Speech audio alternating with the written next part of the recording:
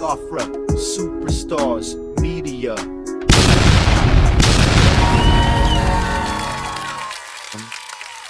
Good evening, depending on where you're hearing my voice from.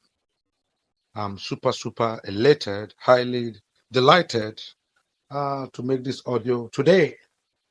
Yes, because I'm excited. This audio is a welcome relief, will be a welcome relief to a lot of us. Yes, especially the Biafrans who are looking forward to 2nd December 2024. Yes, I'm happy to announce to all of us that finally, our dear Simon Ekpa, our able Prime Minister, finally, our able Prime Minister have produced and created the map, a full map, a comprehensive map showing the geographical areas that will become the 40 states of the United States of Biafra. Yes, he has let, he has let it be known. Let it be known that yes, the map is out. We know he has, underlined the states, delineated the states, showed, where and how they are part of, the United States of Biafra. So, ladies and gentlemen, super excited, highly delighted, and you know, very motivated to make this announcement, to talk to us about the map, this map that is showing clearly, very clearly and concisely, the 40 states of the United States of Biafra. Simon Ekpa, our dear Prime Minister, has brought it out. He has unveiled it. He has unveiled this map. And of course, when he does it, anytime Simon Ekpa does anything, everything about him is synonymous with quality, is synonymous with positivity. Everything about him, is grand scale. Grand scale must come to pass. And so he has told the whole world, he has told everybody who cared to listen, yes, we have finally fashioned out, the map delineating the 40 states of the independent people of Biafra. Yes, these 40 states will make up the United States of Biafra. I'm happy to tell everybody that our dear Simon Ekpa has fully, fully and completely, identified in the map the 40 states of the United States of Biafra. Yes, ladies and gentlemen, Simon Ekpa, no, somebody said he's a self-proclaimed Prime Minister of Biafra. No, he's not a self-proclaimed. He's the people's choice. He's the people's mandate. Simon Ekpa is not the self-proclaimed Minister of Biafra. He's the people's choice. He didn't assume it. He was gifted with it. Yes, and he has shown he merits that title. He merits that position because every time he has spoken Biafra. Every time he opens his mouth, he's talking Biafra. Anytime he's touching anything, he's touching Biafra. Anywhere he's walking Biafra. This man has become Biafra personified. Yes, he's a young man. Yes, he's not that too old. Possibly he didn't meet the Civil War, but he heard about it, he read about it, and under the tutelage of our Mazimon leader, Mazin Nnamdi Kanu, he was fully intimated with the circumstances and the reasons, the circumstances, the situations, and the history of how his people, the Biafran people, were subjected to the highest level of wickedness, how his people were hated with pathological levels of hatredness by the British colonial masters, by the Fulani hegemony foisted on the people, and by most of the other regions that comprised the so-called Nigeria at that point. I mean, Simon Ekpa, even though he's a young man, he knew, he learned, and he heard, he read, he watched videos, clips, showing how people were dehumanized, how people were subjected to the worst level of human decadence and degradation. for no apparent reason other than hatred, other than jealousy, other than wickedness, other than government without compassion. Yes, Biafrans were doing very well. Captains of, mercantile business, doing so well. So other tribes, other regions looked at them and said, look, these people are rising so fast. They're dominating everywhere. They're the ones getting the PhDs. They're the ones going to school. They're passing all their exams. They are the ones who are in civil service. They are the ones who, when they look at Biafran land and discover everybody, all hands are on deck to make sure people work hard, to make sure people stand up from the crowd. They saw Biafrans as Republicans who didn't care about any Eze, who didn't care about any chief, who didn't care whether his father was a Panwine tapper. He aspired. He had the hope. He believed. Someday soon, someday somehow, I don't care that we don't have iron roof. I don't care we don't have zinc roof. Yes, we have raffia roof, but someday I'm going to build an upstairs. Someday I'm going to build a bungalow. Someday I'm going to drive a car, even though my father doesn't have a bicycle. Someday I'll stand up from the crowd, even if I'm a nobody. Even my parents were nobody. And so Biafrans, the people who formed what was Biafra, were Republicans, were go-getters, were people full of goals and aspirations, were people who never settled for less. They didn't settle for less, and they never wanted to settle for less. These were people who were vibrant, vivacious, who were full of eagerness to learn. After the British colonized them, after they got independence, the Biafran said, no, if what will make me be at the helm of civil service is to read, get my master's, get the first degree master's, a PhD, I will do the work. I will toil and get it because I don't want to be a vassal. And so every Biafran, those who could go to school, aspired to the highest level. Those who were in business, they did it, worked it, still toiled at it until they stood out from the crowd. Their business began to flourish.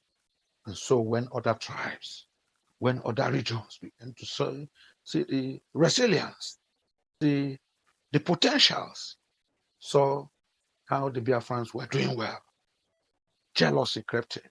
Jealousy and envy crept in. Is it from the Yoruba, our nearest neighbors, Yorubas? Is it from the northern feudal lords? They looked at what was happening and said, oh, if these people are allowed to continue like this, very soon, someday soon, they'll take over all Nigeria, take over this country, and there'll be no space for us. We'll become their servants. We will not be their equal. And so they orchestrated the killings after the first coup d'etat in 1966. They said, this coup was an embodiment, has an embodiment of Igbo spirit in it. Was an Igbo man's coup. How come our Saldana was killed? How come our Prime Minister Tafabola was killed, butchered? How come key elements in the north were killed and butchered? Meanwhile, the south is still reigning free. The southwest is still reigning free. Why is Dr. Nnamdi Azikiwe still alive? Why are personalities from the south not killed? Why is Chief Obafemi Awolowo alive? And all that. And so this was what and how the other regions perceived Ebola, Biafrans. And so they all orchestrated a plan to wipe out the Biafrans from the face of the earth, from anything Nigeria. Wipe off Biafrans from the geography of Nigeria. That were events that brought about the civil war. When the Biafrans could not bear it anymore, when they were chased like rodents, chased away from anywhere they occupied in the geography of Nigeria, they had to run for their life. They ran for their life, ended back in their region. Even at that, they chased them into their region and continued to bombard them, continue to delete them, continue to assassinate them, continue to make the environment suicidal for every breath. And so that was it. Biafran said, no, you cannot chase us away from Nigeria, and you chase us, we run to our region, you're still chasing us away. No way. A man's freedom and security should be guaranteed. If not in Nigeria as a whole, then in his region. And so under the leadership of Colonel Odumegwu Ojukwu, then Emeka Ojukwu, the Biafran War was fought. Of course, it was fought, and Biafra, a tiny region, withstood the enormous army of the federal might of Nigeria. I mean, the whole armory of Nigeria, the whole security agents, the army, the police, the navy, everything, their jets, private jets, their aviation weaponries, everything was targeted at Biafra. In fact, in recent times, some people have likened what happened to Biafra to the incidents happened between the war between Russia and Ukraine. Yes, but even Russia is a country. Ukraine came out from Russia at one point in time, But somebody likened it to it, saying that the Russian people came hoping to completely annihilate and humiliate Ukraine. But of course, they eventually found out that eating more than they chew, more than they can chew. Because a war they started believing it will not, in less than a month, will crush them. Less than 90 days will crush Ukraine. But this war has survived several, extended to, close to over a year now, and yet Ukraine is still standing. Yet Russia has not wiped out Ukraine from the face of the earth. So that was what Nigeria, under the leadership of Gowon, intended for Biafra there. The intention like that of Russia was to wipe out anything southeast, anything Biafra from the geography, from the history of Nigeria. They did all they could. But the Biafrans' resilience and their DNA that had a Jewish dimension kept them going, kept them moving on, kept them hoping for the best. And in fact, if not for the collusion of international powers, of foreign countries to the aid of Nigeria, I can comfortably testify here that Biafra, small Biafra, held Nigeria to a standstill, back to back, 67, 68, 69, up to 70. If not for the connivance of Britain and some world powers that ensured that Biafra couldn't get relief materials, couldn't buy ammunition, couldn't, sustain a meaningful relationship or negotiation with foreign powers. Sincerely, the story could have been different. Sincerely, today, Biafra could have overrun that Nigeria country as at that time, because the Biafrans had the goal, they had the ambition, they had suffered enough. I mean, it was inherent in every Biafra that I'd rather lose my life, and save my people. I'd rather die than let my people be continually subjugated to a vassal place, a vassal kingdom, a vassal region. I will lay my life for my people to have a breath of fresh air. I want my people to breathe. So for the Biafrans, it was a self-determination everly since 1967. And so when in recent times, this Biafran agitation has entered into different hands, culminating in the hands of Mazen Nnamdi Kanu and eventually our able Prime Minister, Simon Ekpa. We felt it's about time the world knew the Biafran story. It's about time the world heard the resilience of the Biafrans. It's about time the world recognized that Biafra is not a fable. Biafra is not a mirage. Biafra is not a myth. Biafra is a reality. Biafra is a people who are conscious of the general genocide that was committed against them, who were conscious of how United Kingdom and some other world leaders betrayed them, betrayed their struggle, betrayed their hope come 19 between 67 to 1970. So you can imagine the excitement. Everyone can now imagine the excitement. It's palpable in the air. You can imagine how the old, the young, the not too old, the sick, everyone who is alive, the babies, they are all shouting, Eureka, Eureka. Yes, Simon Ekpa, our Prime Minister, has brought out the map, a map that is showing the 40 states that will make the Biafra United States, or the United States of Biafra. And so, like I said, calling Simon Ekpa the self-proclaimed Prime Minister of Biafra is a misnomer and has no iota of truth. Yes, the people made him the Prime Minister. Yes, he has shown vigorously, he has accomplished, and he has continued to propagate the Biafran's ideal and the Biafran ideology that makes him the number one, the Prime Minister of Biafra. And so our dear Simon Ekpa has unveiled a new map of Biafra featuring 40 states.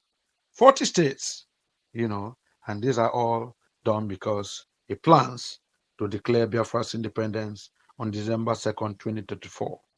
Yeah, this move is part of his effort to consolidate the actualization of Biafra's independence. Yeah, the map has sparked, of course, the map, since it came out, has sparked controversy, with some supporting Ekpa's vision and others criticizing it as unrealistic or even fraudulent. But that's crazy. I mean, this is the man who has articulated his positions. He has delineated the geographical regions that will fall under United States of Biafra. And you are saying it's unrealistic, even fraudulent for him to claim that these regions, these states, these geographical entities will fall within the Biafran states. Yes. But let's get it clear. Ekpa's proposal includes the creation of a United States of Biafra with 40 states, which has raised eyebrows among some who question the feasibility of such a plan.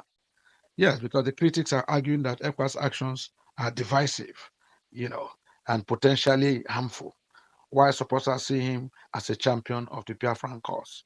I mean, why do Nigerian government is saying that what it's doing? I mean, how can you excise this part of Nigeria? How can you divide this part from Nigeria? How can you add that part and do that? But hey, the gentleman has said Biafra is a people with a common goal, people who believe in universal adult suffrage, people who believe in the tenets of equity and justice, people who believe that, look, injustice anywhere is injustice everywhere. And so Ekpa has brought out the map.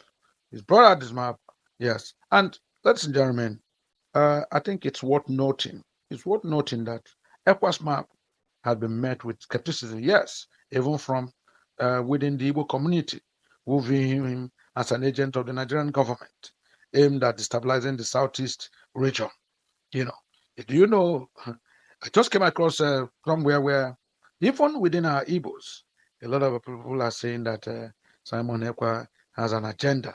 Is a mode is actually being used by the government or elements within government to perpetrate problems and destabilizing the southeast region. But of course, we know all that is rubbish talk. We know it's all rubbish talk. We know, of course, that Simon represents the good and goodies of Biafra land. And what he wants for us is total emancipation, complete independence. What Simon Ekpa represents for us is the vigorous struggle of a young man who has considered the plight of his people and is making every effort to give the Igbo man and the Biafran person, the opportunity and the highlights to, keep his head high among the community of nations. Biafran people should not be hiding. We should not be hiding like squirrels. We should not be, dodging. We should not be treated like vassals, a conquered people, a defeated people. No, Simon Ekpa has insisted, A Biafran man is a man of repute and should be given every opportunity, to grow and develop according to how he wishes and according to how he aspires. He doesn't want this nepotism, uh, this federal character system, this quandamanism, this corruption, this clueless government of the zoo, where we all stay to be a thing that will affect Biafra and Biafra's existence. No, he wants to declare a United States of Biafra that will be totally, totally out of sync with what this zoo represents: lawlessness, clueless government, hardship, economic mismanagement, squandermanism, and corrupt, inefficient civil service, leadership, political party that has nothing to offer its people, political parties without manifestos, INEC, voting umpires that have become the worst nightmare to politicians and to political power, to any election. That is not what he wants. So he believes that the United States of Biafra was going to come out. And of course, there will be zero tolerance for corruption, for nepotism, for failure in government, for crass misrule, for hardship and mismanagement of funds. Simon Ekpa is a great man, and no matter what anybody says, we will all follow him. We will be with him. We'll continue to encourage him, and we'll be with him vigorously until that declaration of United States of Biafra. Yeah, yeah. I think briefly again, I would like to remind us that Simon Ekpa is a Finnish Nigerian activist who has been advocating for the independence of Biafra, a region in southeastern Nigeria. He has been vocal about his support for the indigenous people of Biafra, IPOB, and its leader, Nnamdi Kanu.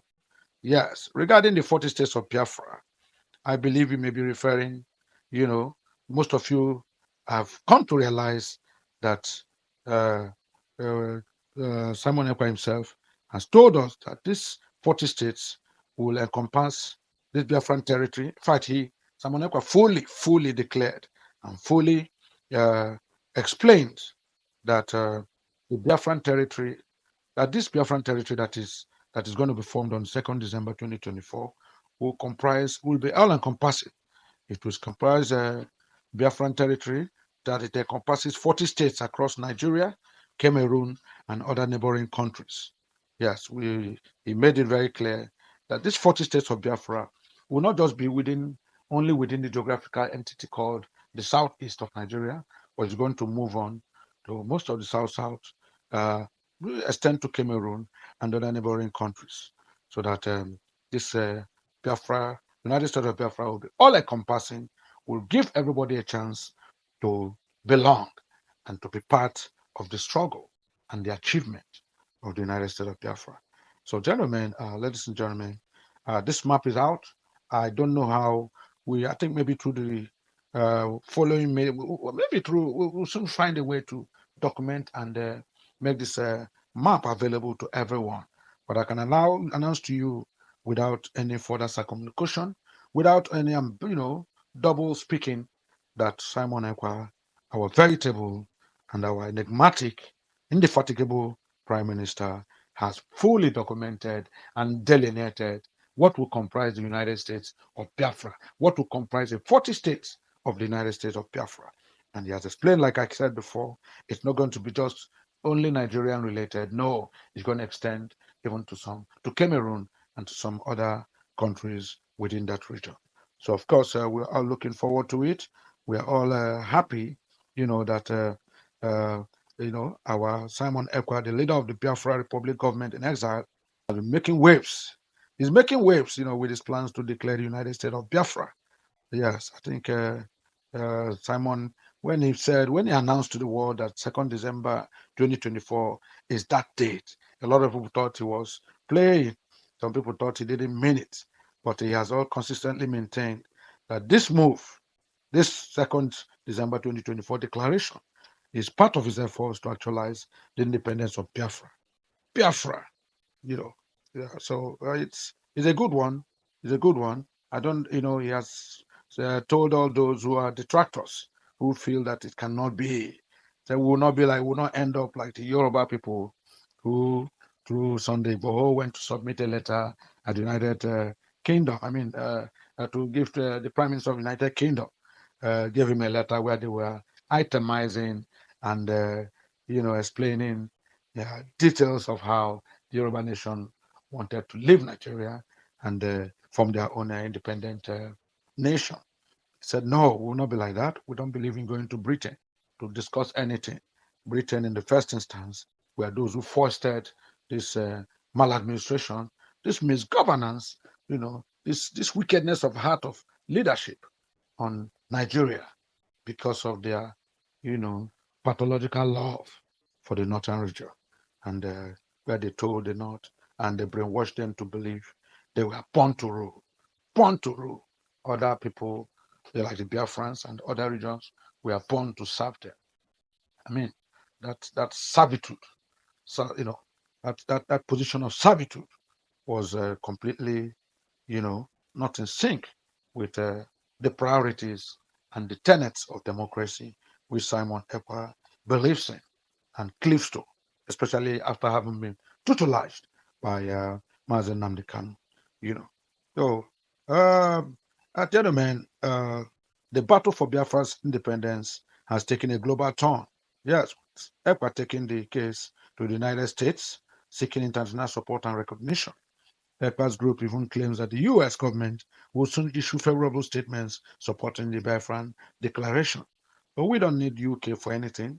We have allies in the United States, because Simon Ekpa has sufficiently let them realize that what we are doing is peaceful. I mean, the protest. I mean, the Biafra agitation is peaceful. The Biafra agitation is historical. The Biafra agitation is people's way of life. So the U.S. Government, especially freedom lovers in the United States, democratic institutions have pulled their weight behind Simon Ekpa, and everybody is looking forward to 2nd December when Simon Ekpa would declare the United States of Biafra. Mm. So the situation remains complex, gentlemen. Ladies and gentlemen, the situation remains complex and fluid with many uncertainties. Yes, a lot of uncertainties surrounding the outcome of Ekpa's efforts. A lot of uncertainties, yes, because if you notice in recent times how the northern people have come out to say, the northern region said, look, if Biafrans are going, we too we should prepare to go. We too are leaving. You know, of course, again, the Yoruba nation has come up to say, we are going. In fact, on their own, they preempted it. They wanted to make sure they beat Biafra to the to the game by first of all sending their petitions to turn Downing Street, thinking that that will make Biafra look small or Biafra agitation look petty. But to God be the glory, the British Prime Minister have shown them, listen, I'm not interested in what you're talking about. You sent a letter to me. It didn't make sense. Yoruba nation, what are you agitating for? Your man is a Milocon, and the Milocon says it is my turn, and it's there. It's there. So if you have any agitations, take it to him. The British Prime Minister tore the whole agitation, the letters he gave to him, and consigned it to the refuse dump. It's a big one. It's a big one. Of course, this is not going to be the fate of Simon Ekpa because we have grown above that. We have reached out, freedom lovers in the world. We have reached out to people who know the history of Biafra, who knew the antecedents of Biafra, who knew the circumstances of Biafra, who were there, who saw what happened, who read what happened, who watched what happened, and they saw the glaring injustice. They saw the wickedness of heart of the Nigerian people against the Biafran region.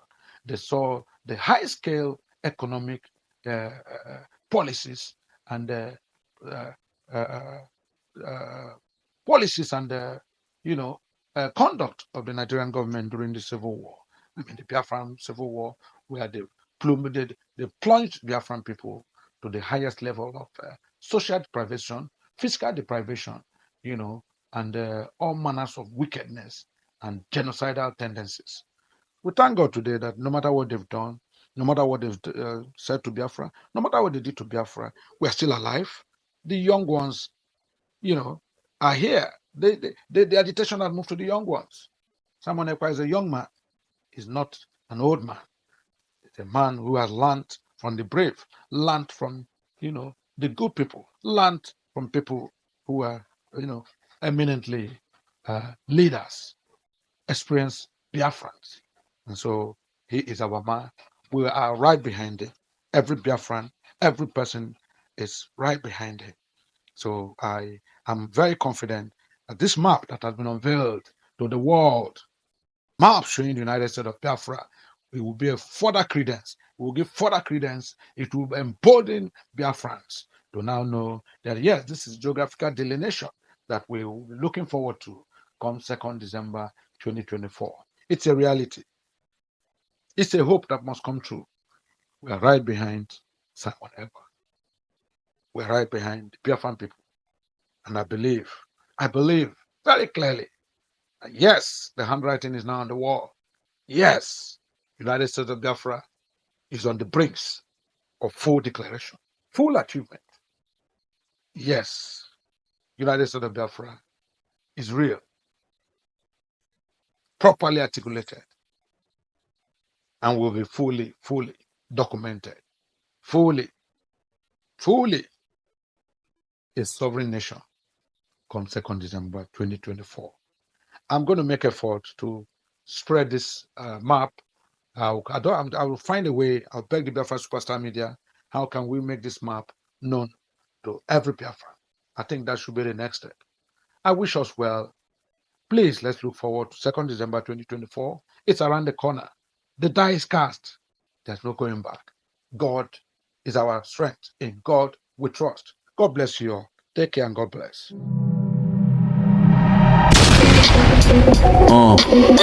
Yeah, Biafra.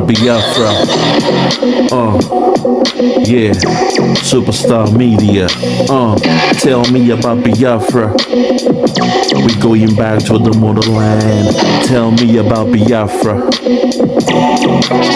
I wanna know. Tell me about Biafra. We going back to the motherland. Tell me about Biafra. I wanna know. We going back to the land. We going back to the motherland. Biafra. Tell me about Biafra. We going back to the land. Tell me about Biafra. We going back to the motherland. Tell me about Biafra.